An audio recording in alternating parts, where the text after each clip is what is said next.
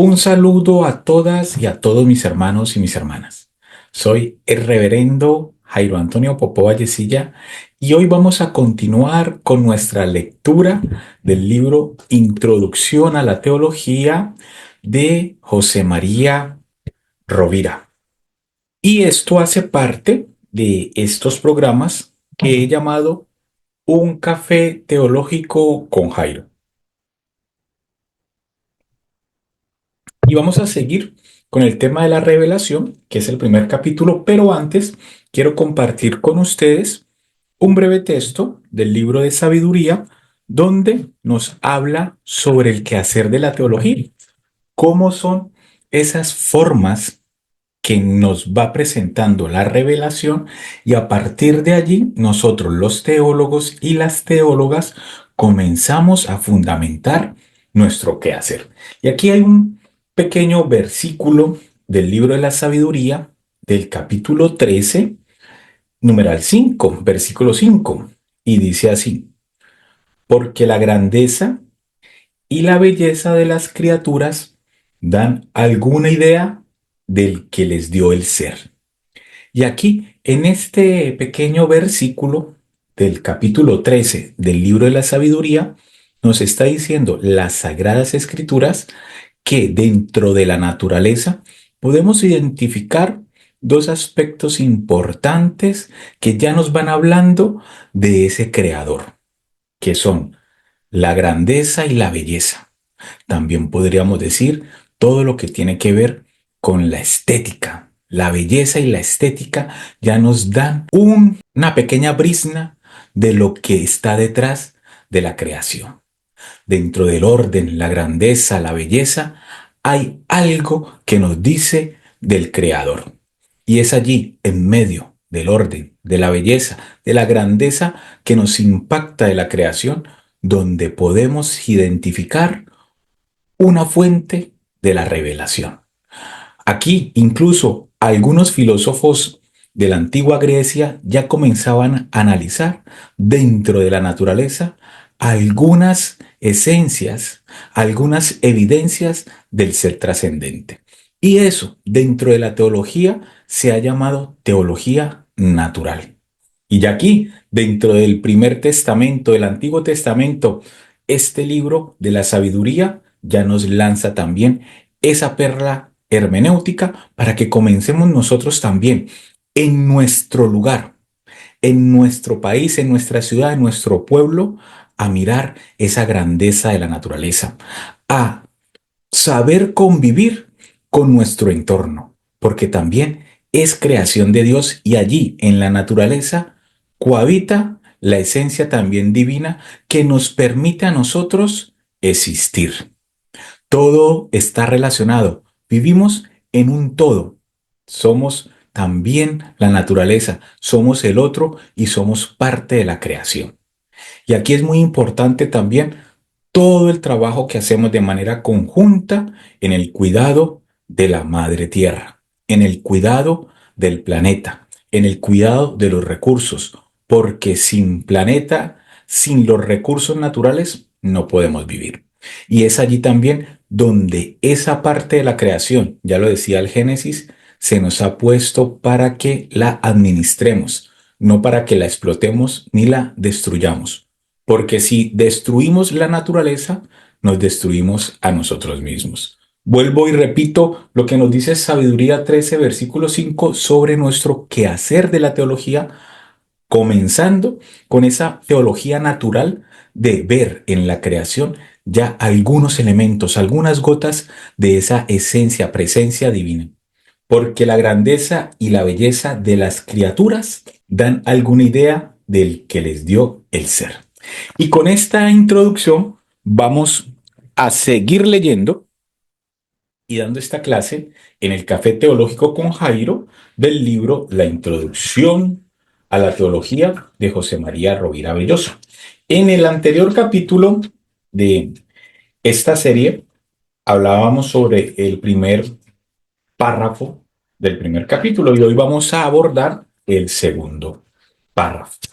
El segundo párrafo tiene como título El misterio se revela permaneciendo escondido. Y ya decíamos en el café anterior que el quehacer de la teología no es un quehacer prepotente, no es un quehacer absolutista del concepto racional de el ente que tiene como estudio que lo trasciende totalmente. No, porque si pensamos que la teología o el ser del teólogo es ese científico que va a escudriñar hasta la última esencia divina para entregar al Dios totalmente desnudo, casi como en un laboratorio, pues no se estaría haciendo teología verdadera. Y aquí el quehacer del teólogo está arropado con esa investigación científica, como lo decíamos en el café anterior, desde la perspectiva de entrar en el misterio, de comenzar a buscar, reinterpretar y entender la revelación de Dios en esa respuesta que damos los seres humanos a través de nuestras herramientas que siempre son limitadas, como son el lenguaje, la cultura, el desarrollo de la escritura, la historia, la política, todo lo que nosotros realizamos como humanidad está también como una respuesta al don divino, al don de la gracia, al don de la vida. Por eso hoy tenemos que comenzar a rescatar esa presencia de la teología en todos los ámbitos de la sociedad. No pensar que la teología solo es un estudio para sacerdotes, para religiosas, religiosos y laicos comprometidos en una parroquia. O como comúnmente a veces se piensa, solo para dar catequesis, que es muy importante. Y aquí les hago un llamado de atención a los catequistas, que tenemos que irnos formando cada día más en la teología. Pero la teología va mucho más allá. La teología es esa labor de poder interpretar a Dios en tanto que revelado a través de la historia.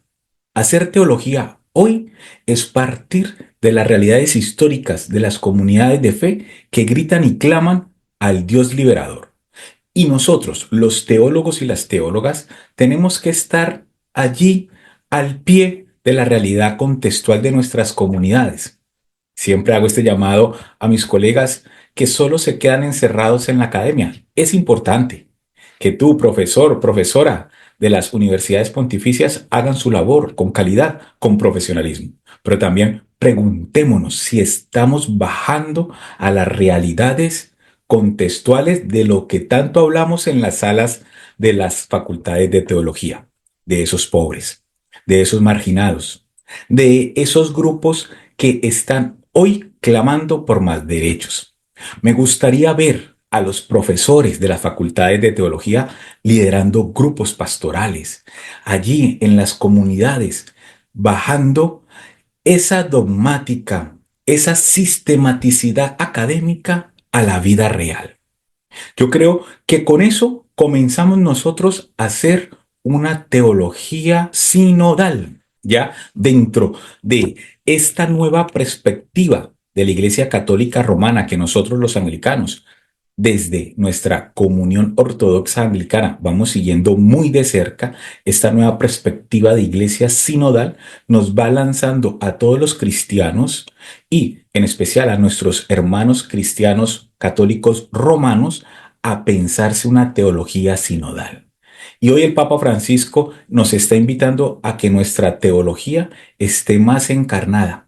Escucho en muchos coloquios últimamente, en muchas facultades, hablar otra vez del pobre, hablar otra vez de una teología contextual, pero solo escucho palabras. Sería muy interesante que esta teología se comience a encarnar también desde las facultades de teología, también desde estos centros de religiosos y religiosas donde nosotros cohabitamos constantemente, donde se están haciendo coloquios, encuentros y muchas reuniones importantes para comenzar a darle contexto a lo académico. Pero nos falta a todos comenzar a proyectar más la parte pastoral del quehacer de la teología. Podemos identificar tres lugares importantes donde la teología tiene su nicho, su lugar y que desde allí puede ser otra vez relevante para la vida del cristiano de a pie, para la vida del creyente de a pie. Y son la universidad, la sociedad y la política.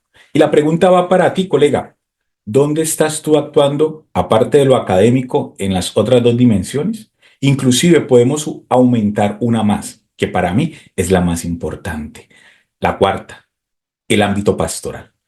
El teólogo tiene que ser un líder pastoral. Sin eso, el teólogo solo está limitado a ser un académico de las religiones, un antropólogo de las religiones, que está bien. Como se los he dicho, he estudiado ciencias de las religiones en una universidad pública en España. Y desde allí me han dado todas las fuentes y las herramientas para hacer ese análisis antropológico, histórico y filosófico de las religiones, pero es desde la fe, desde la teología arrodillada, donde nosotros damos sentido y fundamento a nuestra creencia, a ese seguimiento a Jesús, que viene con su proyecto de construcción del reino que está enfocado a los más débiles.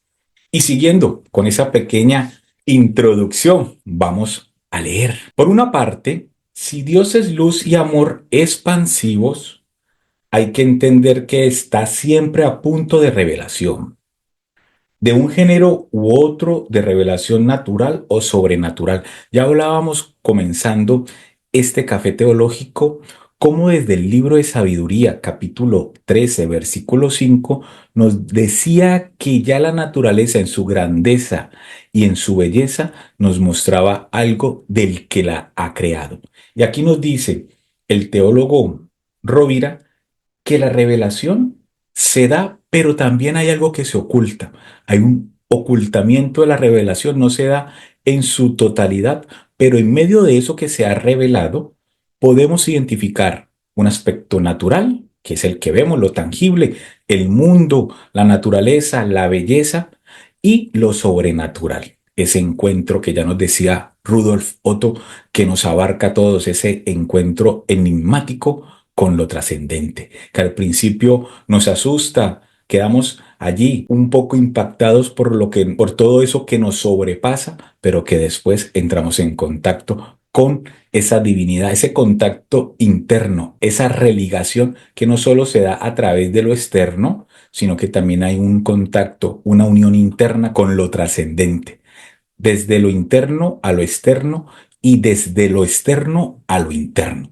Esa es la función y el significado de la religión, esa vuelta a la unión, pero que se da en doble vía, desde ese encuentro personal con Dios y esa comunicación que Dios da de manera gratuita para que lo podamos encontrar en el camino de la salvación. Si bien hay que afirmar con fuerza que cualquier tipo de manifestación o de revelación de Dios es gratuito, la revelación es gratuita. Dios no tenía ningún compromiso con nosotros para donarse, para darse y para crear toda nuestra realidad. No necesario. Imaginar que el estado o situación de Dios habría de ser el de definitivo o absoluto escondimiento no es un pensamiento recto sobre la divinidad. Dios es apertura. Y aquí también se nos dice que Dios no necesitaba donarse, pero dentro de su esencia trinitaria, Dios es apertura, es relación. Dios en su esencia se da y es ese amor donativo, ese amor que nos da la vida y ese amor que nos brinda todo. Dios es apertura y comunicación, diálogo. Ese diálogo ya lo vemos en la relación de las tres personas en su esencia trinitaria, Padre, Hijo y Espíritu Santo. Si Dios es acción de conocimiento y de amor en el interior de sí mismo y hacia lo otro que no es Dios, quiere decir que eso otro está relacionado con él y puede reconocer las huellas del amor, cuando ese amor da testimonio de sí mismo. Y ese otro somos nosotros. Nosotros creados a imagen y semejanza de Dios, tenemos la capacidad de poder utilizar nuestra razón y en medio de lo revelado comenzar a encontrarnos con Él. Porque Él nos ha llamado, Él se ha presentado, Él nos ha buscado y nos ha brindado el camino para que en medio de la acción del Espíritu Santo lo podamos reconocer. Nosotros tenemos la capacidad de entrar en contacto con el trascendente, con Dios. Ya también lo decía el antropólogo de las religiones, Mircea Eliade. Somos un homo religiosos. Está en nuestra esencia ir al encuentro, pero también dentro de la libertad que tenemos, podemos decidir no encontrarlo, podemos decidir no ir por el camino de la salvación, por el camino del amor, sino tomar la vía contraria. Actualmente también, aquí ya cita a alguien, Etrías describe el misterio como lo escondido a punto de revelarse, capaz de revelarse en el espacio y en el tiempo, en signo, escritura y encuentro. Esto es muy importante porque ya aquí vamos viendo los escenarios y las formas de la revelación. Lo voy a repetir. Etrías describe el misterio como lo escondido a punto de revelarse, capaz de revelarse, atención, Actum, como se dice en alemán, en el espacio, en el tiempo, en signo, en escritura y en encuentro. Nos presenta 5 vías de la revelación: en el espacio, la creación; en el tiempo, en el aquí y en el ahora; en signo tenemos los sacramentos; en escritura, las sagradas escrituras; y en el encuentro, ese contacto personal con Dios. Y en una mística unión, aquí en la mística unión, que sería el quinto lugar de encuentro, es la comunión de creyentes. El misterio es lo escondido, que de uno u otro modo se comunica graciosamente. Aquí graciosamente es a través de la gracia. El misterio, en tanto que pertenece a Dios, es un misterio no como lo misterioso, lo oculto, lo mágico, no. Es esa parte que se presenta pero que se oculta y que tendremos la visión beatífica al final de nuestra vida en ese contacto directo con Dios. Mientras estemos en esta realidad tangible, estamos presenciando el camino desde nuestro bautismo, nuestra existencia, nuestra participación en los sacramentos y en la comunidad de creyentes de las gracias divinas, en esa libre elección de participar en nuestro camino cristiano. Por eso la fe es gracia, es un don gratuito que recibimos o rechazamos. Hacer teología hace parte de ese entorno de la gracia. Entrar a hacer teología es entrar en el ámbito de la fe, pero no significa que entramos en un ámbito de ignorancia o de fe ciega, no. Utilizamos siempre la razón y siempre estamos dispuestos a optar de manera libre o a rechazar el mensaje del Evangelio. De otra parte, la revelación no es la mostración de un objeto patente, que nada de sí mismo deja escondido. Desde Platón a Heidegger, el misterio es lo que, aún revelado como verdad, permanece intangible, inefable, incomprensible y oculto. Y nos lanza una cita de Isaías 45:15. Esa cita la podemos revisar en nuestra casa. Esta manera de concebir las cosas es muy distinta a la concepción hegeliana de revelación, entendida como una plena luz solar de mediodía. Para Hegel, la revelación se tenía que dar de manera transparente, sin ningún tipo de ocultamiento o de misterio que no se alcanzaba a develar en el uso de la razón. No, nosotros vamos más desde el punto de vista vétero y neotestamentario, donde el misterio se revela, pero todavía sigue oculto, esperando ese encuentro definitivo en la resurrección. Actualmente Bruno Forte se opone también a la manera hegeliana de interpretar la revelación como manifestación total de lo que estaba escondido y ahora está patente del todo. Esta concepción ilustrada evaporaba el misterio, que debe entenderse mejor como lo que se abre, pero desde el seno que al mismo tiempo lo esconde. Nosotros, dentro de esta experiencia religiosa y desde el quehacer de la teología, nos acercamos al misterio de la revelación en las Sagradas Escrituras, en la vida personal, en los sacramentos, en la historia de la salvación, en la experiencia de la comunidad y también dentro de nuestro quehacer de la razón.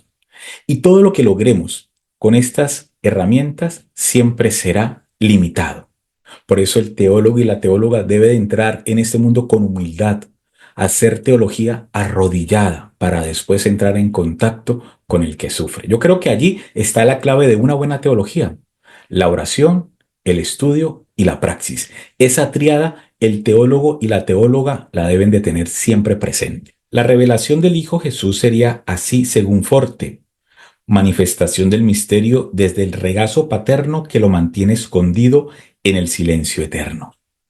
Algo se abre o pone de manifiesto, sin dejar de permanecer radicalmente escondido. Asconditus un revelazione revelatus in absconditate. Dios es el tesoro que gratuitamente anuncia su presencia siempre escondida. Voy a repetir esa última frase. Dios es el tesoro que gratuitamente anuncia su presencia siempre escondida. Con esto terminamos el café teológico de hoy y nos vemos en el siguiente. Hasta pronto.